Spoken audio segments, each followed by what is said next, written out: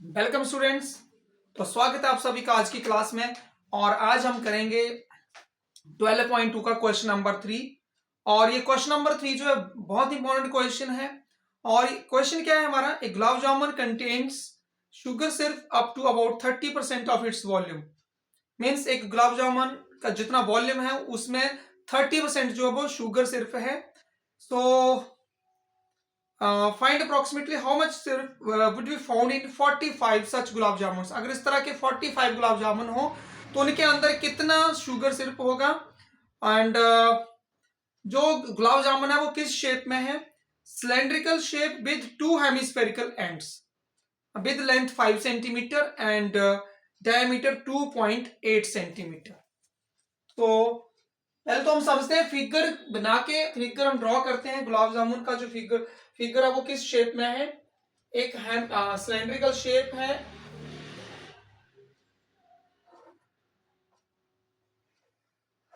और दोनों साइड में हेमिस्फेरिकल एंड है ऐसे। और इसकी जो टोटल लेंथ है वो है हमारे पास 5 सेंटीमीटर और जो इसका डायमीटर है दोनों साइड में वो हमारा है 2.8 सेंटीमीटर। 2.8 सेंटीमीटर इसका डायमीटर है।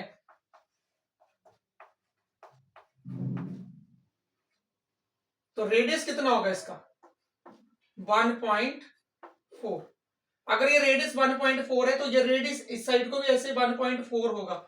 अगर ये हम यहां से रेडियस लेंगे तो ये इस साइड को भी जो इसकी लेंथ होगी वो हमारी 1.4 सेंटीमीटर ही आएगी।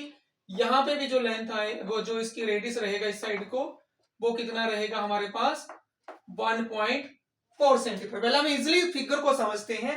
एक सिलेंडर है और उसमें जो दोनों एंड के ऊपर हेमिस्फीयर हैं तो इनका जो डायमीटर है वो 2.8 है। तो रेडियस कितना हो जाएगा 2.8 का 1.4। तो इस साइड को भी 1.4 इस साइड को भी 1.4।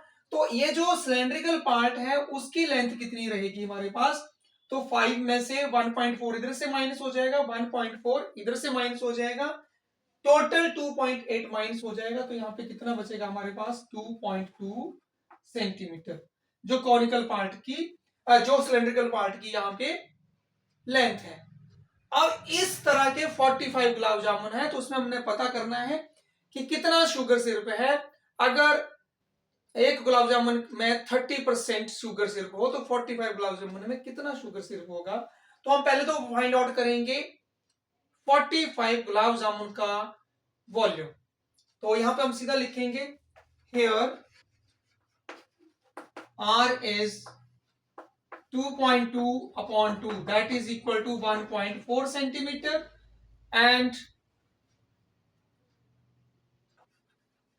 height of cylindrical part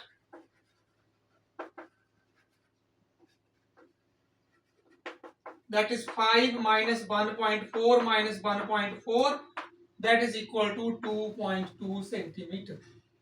दोनों साइड से 1.4 1.4 माइनस होके ये आ जाएगी हमारे पास height. Now volume of one gulab jamun equal to volume of किस शेप में है gulab jamun, cylindrical, volume of cylindrical part plus 2 into volume of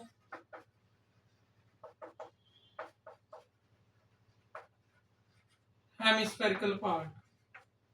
ये फॉर्मूला लगेगा volume of cylindrical part plus 2 times volume of hemispherical part. तो यहां पे हम यूज करते हैं volume of cylinder is pi are square h plus 2 into volume of hemisphere.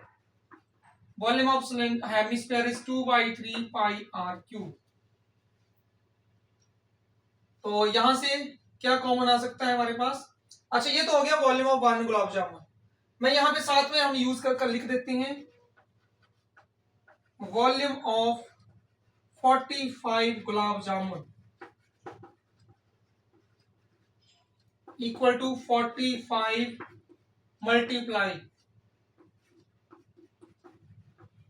Pi are square h, 2 2 ज़ा 4 upon 3 pi r cube.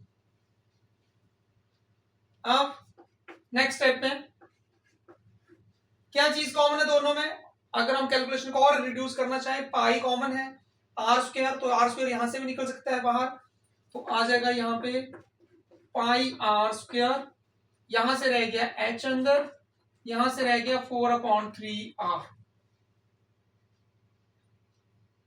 तो अब इसको हम आगे करते हैं सॉल्व।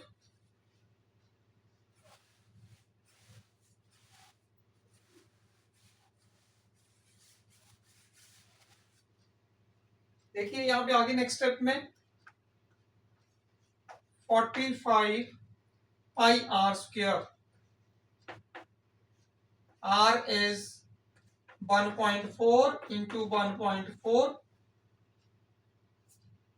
और h कितना है हमारे पास 2.2 प्लस 4/3 इंटू आर, तो आर कितना है हमारे पास 1.4।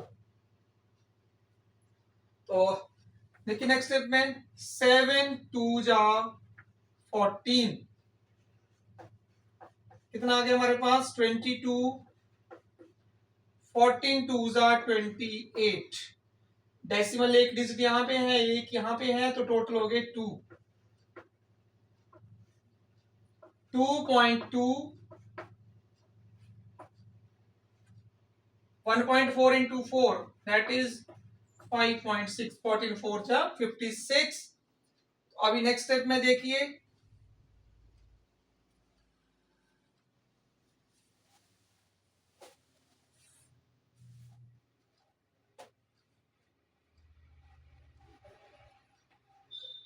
45 इंटू 22 इंटू 0.28, यहां पे 3 एलसीएम है, 3 एलसीएम है तो 3 इंटू 2.2 दैट इज 6.6 प्लस 5.6, और ये आगे स्टेप में क्या आएगा हमारे पास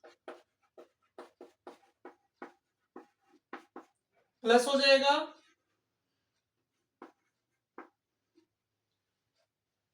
12.2/3। अब 3 पे कटिंग हो जाएगी इसकी, 15 3 जा 45।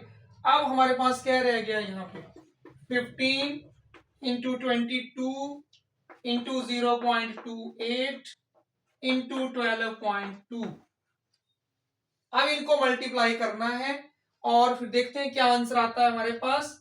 तो देखिए 15 इंटू ये तो चलो देखते हैं 15 28 इंटू 22, ये आ गया हमारे पास मल्टीप्लाई करके 22 और 0.28 को मल्टीप्लाई करके ये आंसर आया। अब हम 15 और इसको मल्टीप्लाई कर लेते हैं यहां पे साइड में,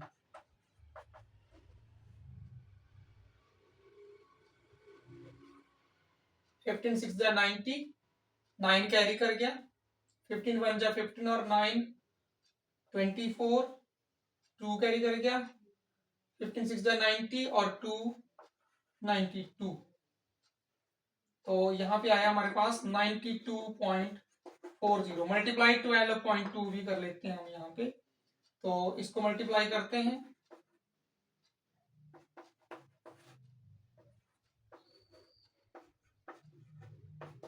ये मल्टीप्लाई करके हमारे पास क्या आएगा अभी देखते हैं हम।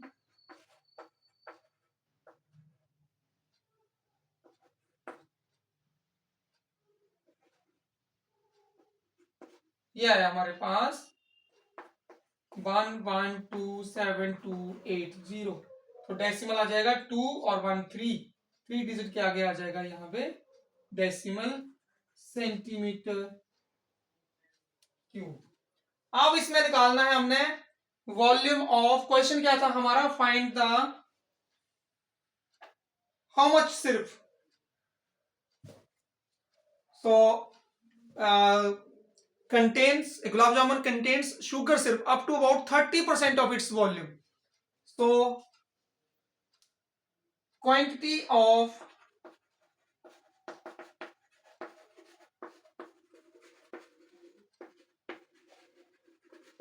sugar syrup क्या आएगा हमारे पास 30%, 30/100 into 1127.280, तो ये 0 से 0 कैंसिल आउट हो गया और हमारे पास 3 से मल्टीप्लाई करेंगे इसको तो हमारे पास क्या आएगा यहां पे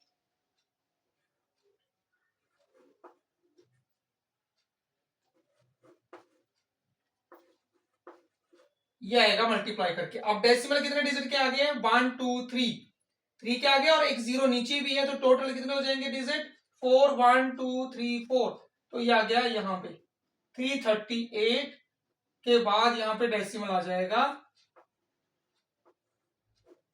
और अप्रोक्सीमेट लिखना होगा तो कितना बनेगा हमारे पास 338 सेंटीमीटर क्यूब। तो बहुत क्वांटिटी ऑफ शुगर सिर्फ कितनी आएगी उसके अंदर 338 सेंटीमीटर क्यूब। तो इस तरह से हमने इस क्वेश्चन को सॉल्व करना है। क्वेश्चन जो है थोड़ा लेंथी है क्योंकि इसमें हमें पूछा गया है कि एक पहले तो हमें गिवन है कि एक गुलाब जामुन एक सिलेंड्रिकल शेप में है, दोनों साइड में उसके एंड पे एक हेमिस्फीयर है और इस तरह के 45 गुलाब जामुन जो है वो एक कंटेनर के अंदर है। तो और एक गुलाब जामुन के अंदर जितना भी वॉल्यूम है एक गुलाब जामुन का उसके अंदर 30% जो है वो शुगर सिरप है। तो 45 गुलाब जामुन के अंदर कितना शुगर सिरप होगा, तो उसके लिए हमने क्या किया 45 गुलाब जामुन का हमने वॉल्यूम फाइंड आउट किया जो कि हमारा आया था 1127.280 सेंटीमीटर क्यूब और उसके बाद हमने फाइंड आउट किया क्वांटिटी ऑफ शुगर सिरप। तो वो कैसे निकाला हमने 30% 30/100 इंटू जो भी वॉल्यूम आया है उससे मल्टीप्लाई करके, तो अप्रोक्सीमेट 338 सेंटीमीटर क्यूब जो है उन 45 गुलाब जामुन के अंदर शुगर सिरप की क्वांटिटी होगी। तो आई होप आपको समझ आया होगा कि कैसे हमने इसको सॉल्व किया। थोड़ी कैलकुलेशन इसके अंदर ज्यादा है बट अच्छे मार्क्स लेने हैं तो कैलकुलेशन तो आपको करनी पड़ेगी और कैलकुलेशन भी ऐसी होनी चाहिए, करेक्ट कैलकुलेशन होनी चाहिए, करेक्ट फॉर्मूला यूज होना चाहिए और जो आपका कंसेप्ट है वो प्रॉपर क्लियर होना चाहिए आपको। अगर क्वेश्चन को मोल्ड करके भी आपको आपसे पूछा जाता है तो आप कैपेबल होने चाहिए, आप उस योग्य होने चाहिए कि आप उस क्वेश्चन का आंसर जो है वो प्रॉपरली दे सको। तो सभी ने नोट करना है और प्रैक्टिस करनी है और समझ के करना है कि कैसे हमने इस क्वेश्चन को सॉल्व किया है। तो आई होप सभी को समझ आया होगा। तो आज की क्लास में इतना ही। Thank you, bye bye.